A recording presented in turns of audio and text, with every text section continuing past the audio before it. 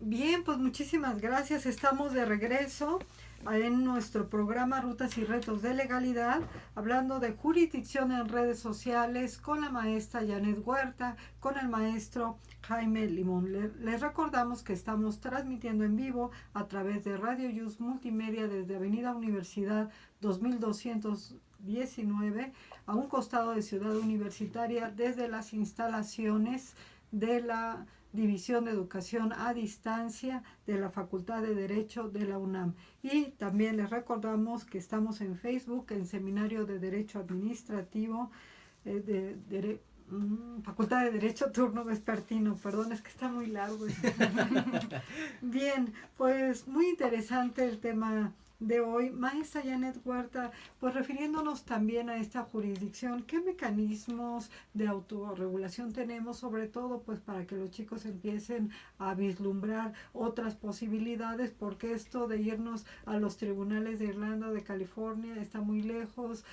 Si los dejamos en nuestros tribunales ordinarios, a lo mejor por la estrategia que llevamos no estamos logrando lo que verdaderamente sería medular, que sería baja la información, o por favor pon una etiqueta para que se vaya a la página 50 donde ya nadie me va a buscar, ¿verdad? O no va a encontrar esa información exactamente. Entonces, y la otra alternativa que sería, bueno, demandar a los usuarios, ya nos las planteaba aquí el maestro Jaime Limón, bueno, ¿a qué usuarios, no? ¿Y cuándo termino? Y de aquí a que se resuelva algo. Y con este tema tan interesante de la reputación digital, ¿no? Viene a ser algo así como la fama pública, claro, ¿verdad? Sí, de hecho, a mí me gusta comentar que el mundo digital no es más que una amplificación del mundo offline, ¿no? A veces las empresas quieren decir, no, pues yo con que nada más lo tenga digital, digo, hay empresas que de entrada su propia naturaleza es únicamente online, pero al final si offline, atrás hay gente, atrás de una empresa, aunque sea e-commerce, aunque lo que sea, hay interacciones sociales, ¿no? O sea, realmente lo que pasa online no es más que una amplificación de lo que pasa offline. Ese es el primer concepto que quiero dejar claro. Y el segundo, para hablar de mecanismos de autorregulación, creo que es muy importante dejar en la mesa el dato que al final de cuentas, sea online o offline, el 90% de las controversias que tienen algún tema legal en el mundo se resuelven a través de la justicia informal. ¿No? Ahorita hasta estos dos bloques hemos hablado un poco del tema jurisdicción, hablar de tribunales, pero la realidad es que preguntamos qué tanta gente cuando sufre un asalto o cuando va a denunciar, o qué tanta gente cuando tiene un tema de mucha gente ni siquiera tiene testamento, ¿no? Entonces, la realidad es que creo que un enfoque bien importante para los que están estudiando derecho y para el abogado digital es empezar a encontrar la justicia alternativa, que inclusive ahorita en los sistemas de justicia oral que se están dando, los mismos tribunales dicen, el punto es depurar los tribunales, llevar toda justicia alternativa para que a través de la negociación, de la mediación, podamos resolver conflictos, ¿no? La realidad es que en este sentido también en esta nueva era el perfil del abogado va a cambiar. El abogado que menos casos lleve a un tribunal será el más exitoso porque podrá resolver a través de mecanismos de prevención, a través de otro tipo de mecanismos. Existen ya países en donde desde que están en primaria los jóvenes los ponen a solucionar conflictos de manera oral. El juicio oral no debe de ser solo una instancia de resolución de conflictos de tribunales, sino es un paradigma, es una mentalidad. Entonces, ¿por qué traigo esto a colación? Porque realmente esto aplica igual en el mundo digital. Existen estas formas, vías jurisdiccionales, tribunales para resolver conflictos, pero el paradigma del abogado digital no se debe de centrar ahí.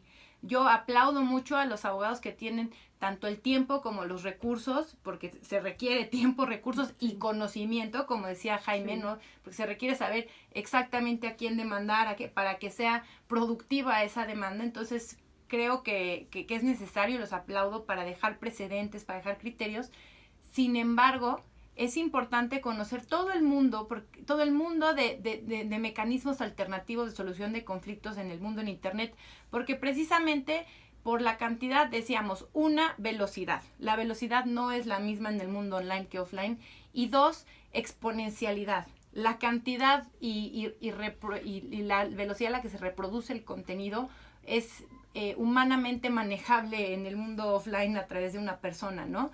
Entonces estas dos vertientes hacen que las mismas redes sociales, las mismas plataformas hayan desarrollado sus mecanismos precisamente a partir del uso de la inteligencia artificial para resolver sus conflictos automáticamente.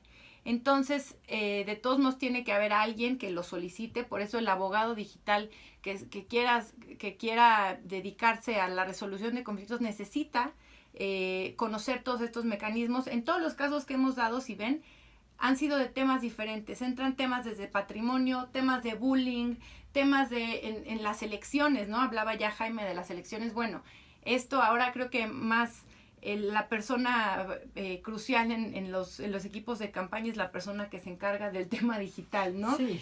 Ya realmente llega a ser más importante a veces que el coordinador propio de la campaña. Entonces, ya por ahí hay varios artículos que hablan de quiénes van a ser los que manejan estas redes en las campañas ahora de los presidenciables, y la realidad es que al final termina siendo gente que de una u otra forma trabajó en Google, estuvo en Facebook, tiene conexiones, etcétera, gente que lo conoce, ¿no? Sí, tiene que ser de ese modo, ¿no? Si no, tratan de buscar a los expertos. Claro. ¿Y por qué digo esto? Por el tema de fake news, ¿no? De las noticias falsas. Sí. Al final de cuentas entra dentro de estos mismos mecanismos. Por ejemplo, Facebook ya cuenta con su desarrollo y todo un equipo impresionante para detectar noticias falsas. Los fake news, ¿qué es? Pues que ahorita parte de la libertad es que cada quien puede subir lo que quiera. Y la realidad es que pues también se presta a muchas guerras sucias entre candidatos que no necesariamente tienen que ver con los usuarios. Déjeme también le doy el dato que también en internet aplica la ley de Pareto, ¿no? De que el 80-20, uh-huh. el 80% de las cuentas en las redes sociales y en el internet son pasivas. Es decir, el 80% del contenido que se genera en internet está producido únicamente por el 20% de las cuentas. En lugares como el Facebook va muchísimo más allá y es casi como el 5% de las cuentas generan el 90% del contenido. La mayoría de los usuarios en internet no son más que reproductores de contenido, ¿no? Entonces, eso es bien importante porque al final hay un gran poder que tiene, porque al final de cuentas producir contenido que realmente impacte en las redes requiere dinero, requiere conocimiento, requiere muchas cuestiones que no únicamente es así, cualquiera lo hace, ¿no?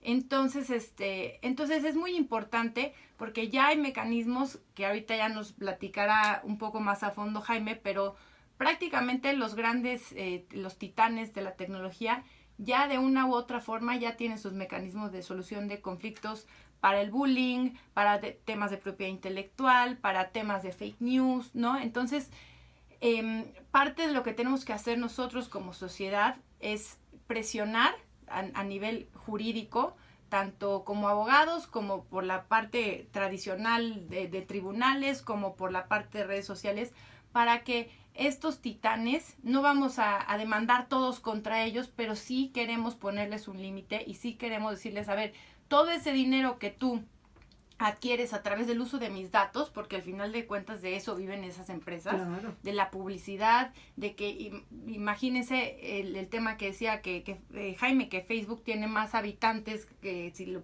consideramos como país que China, imagínense China la cantidad de datos, ¿no? Que maneja, pero además conoce nuestra historia, conoce si estamos casados, solteros, si tenemos hijos, si trabajamos aquí y allá, porque nos encargamos de poner toda nuestra información ahí, ¿no? ¿Dónde estuvimos sin que la pongamos, ¿no? Ni el gobierno de China, con todo su control, conoce a profundidad tantos datos de sus ciudadanos, ¿no? Sí. Entonces, la realidad es empezar a mínimo exigir una reciprocidad. A decir, yo te estoy dando mis datos con los cuales tú generas riqueza, generas poder.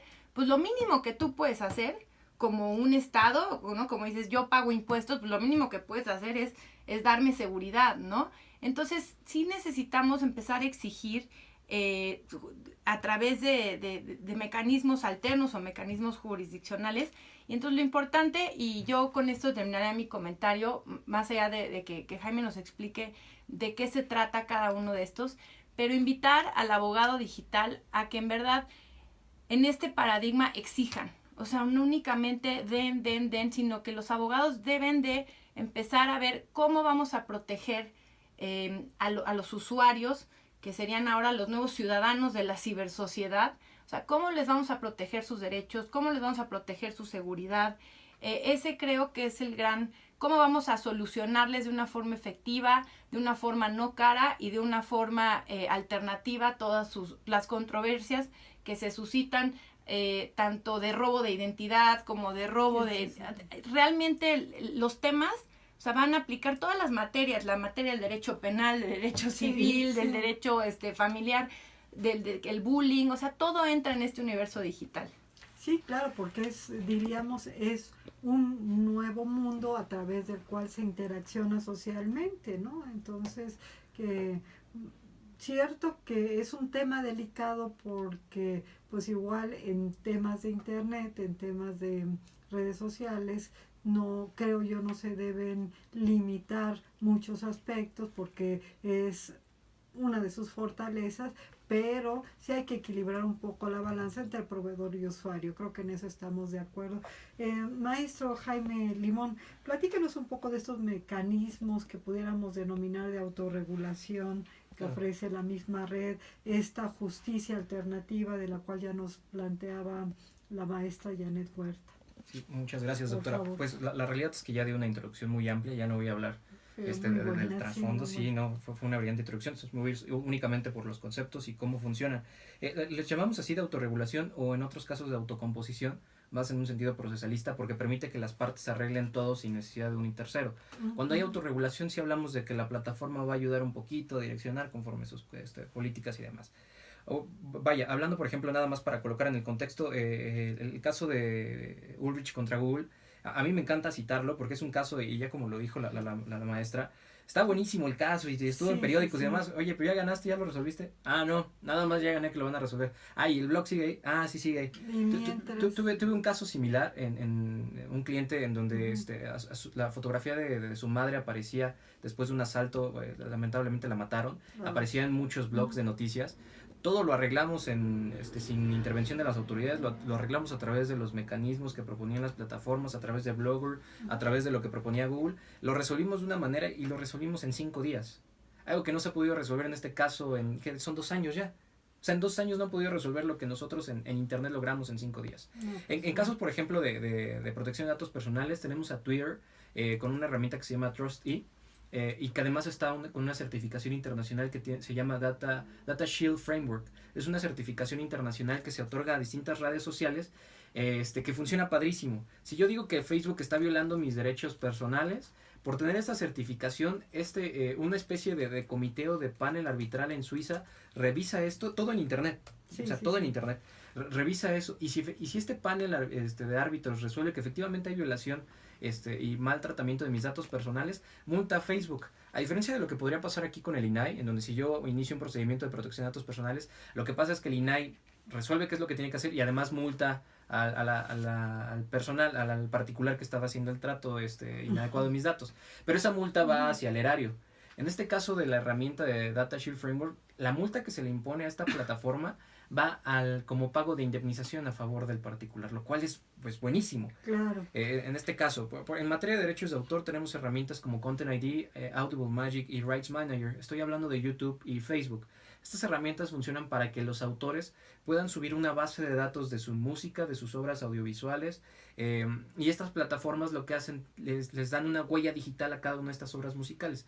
Si alguien trata de subir una obra artística similar a la que está en la base de datos de estas plataformas, automáticamente manda una notificación de infracción en materia de derechos de autor, detiene la subida del video, ya sea solo música o bien obra audiovisual, y se le manda la notificación y le propone cómo podrían resolverlo. Mira, esta música no la puedes utilizar o este video no lo puedes utilizar pero nosotros tenemos una base de datos royalty free que te puede ayudar a cubrir ese hueco. De esa manera se previenen las infracciones, y en caso de que el titular del video continúe con la subida del video, YouTube o Facebook ayudan al titular de derechos de autor en cualquier procedimiento en cualquier país para que no se violen sus derechos de autor. O sea, la realidad es que hoy en día estos mecanismos han comenzado a funcionar de una manera bastante ágil, bastante creo que la palabra es la adecuada, efectiva, a favor de los titulares de derechos humanos, y lo aterrizamos a derechos de autor, lo podemos aterrizar a derechos de intimidad, a derechos de personalidad, y si somos todavía más optimistas, a cualquier materia del derecho. O sea, la realidad es que podríamos aplicar cualquiera de estos mecanismos de autocomposición en favor de los usuarios como una mecánica realmente ágil de buscar reparar su interés jurídico sin acudir a los tribunales. Ojo, no estoy diciendo que no hay que ir a tribunales. Hay hipótesis en las cuales necesariamente se requerirá ir a tribunales. Por ejemplo, en el caso del que estoy hablando, de la señora que aparece desafortunadamente con el balazo en la cabeza, yo no le puedo reparar económicamente a mi cliente a través de la vía que me proponen las redes sociales. Tengo que irme a la vía del daño moral, que es en los tribunales ordinarios. O sea, hay que escoger adecuadamente como abogados digitales qué guerras vale la pena pelear, ¿no? Sí, por supuesto. Y podemos llevarlo al paralelo, pero se trata de no olvidar que en Internet existen mecanismos, que existen leyes que no podemos abandonar si queremos cuidar a nuestro cliente. Si nuestro interés es ganar dinero, nos vamos a lo que nos han enseñado desde hace muchos años, ¿no? Y quédate ahí todo el tiempo, pero en efecto yo coincido ahí con la idea de la maestra Janet Huerta, que el mejor abogado será el que resuelva más rápidamente la controversia, ¿no? Porque y sin embargo esos no salen en el periódico. No pues bueno, desafortunadamente hemos llegado al fin del programa. Dentro de una semana seguiremos platicando de algún otro tema, pero quiero agradecer de verdad muy sentidamente a nuestros dos invitados maravillosos, extraordinarios, la maestra Janet Huerta. Muchas gracias, maestra, por acompañarnos. Gracias, doctora, un gusto. Y también al maestro Jaime Limón, que como vemos también es un perito en los temas digitales. Muchas gracias, y que además viene desde el interior de la República aquí a acompañarnos en el programa esta vez. Doctora, ha sido un honor, y las veces que sea necesario acá estaremos. Muchas gracias. La Facultad de Derecho agradece a quienes participan en la realización de este programa, conductores, invitados y productores que participan de manera honoraria. En los controles estuvo Oscar, en el Face la licenciada Ana María Ramírez, le agradecemos también. Vamos a seguir disfrutando de esta agradable tarde de viernes y los esperamos mañana en la carrera de la Facultad de Derecho.